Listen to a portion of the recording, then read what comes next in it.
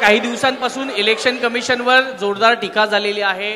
काही ठिकाणी पुराव्यांसहित प्रदर्शन झालेलं आहे, जसं की आदित्य ठाकरेंनी काही डिजिटलवर दाखवलं कशा प्रकारचे वोटिंग झालेले आहेत। राज ठाकरेंनी रद्दी दाखवली ज्याच्यामध्ये दुबार मतदानाचं होतं।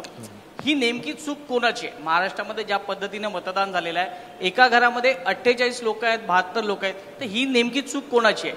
जर ही महाराष्ट्र निवडणूक आयोगाची नाहीये तर नेमकं ह्याला जबाबदार कोण आहे? नाही, आता ऍक्च्युली जी मतदार यादी आहे, मतदार ही भारत निवडणूक आयोगाकडून मतदार यादी आम्हाला मिळाली। म्हणजे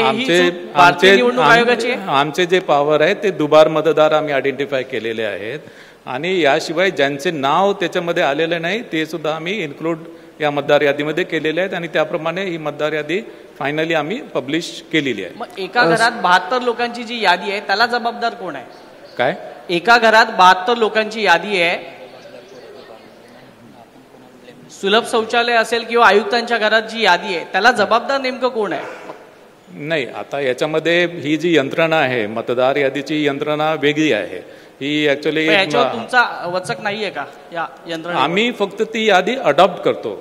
आम्ही फक्त ती जी यादी ती अडॉप्ट करतो, एक पर्टिक्युलर डेट ठरवतो आणि त्या डेटला ती यादी आम्ही अडॉप्ट करतो। त्याची शहानिशा कोण करतं?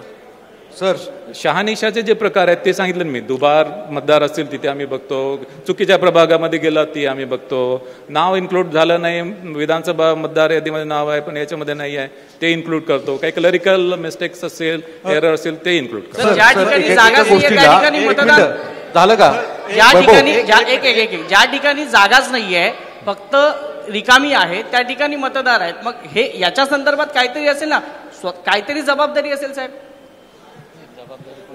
जबाबदारी जी आहे त्याच्यामध्ये प्रत्येक प्राधिकरणाची जबाबदारी जी निश्चित केलेली आहे। राज्य निवडणूक आयोगाची जी रिस्पॉन्सिबिलिटी ती राज्य निवडणूक आयोगाची आहे, भारत निवडणूक आयोगाचे जे अधिकार आहेत ते भारत निवडणूक आयोगाचे अधिकार आहेत। दुबार नावाच्या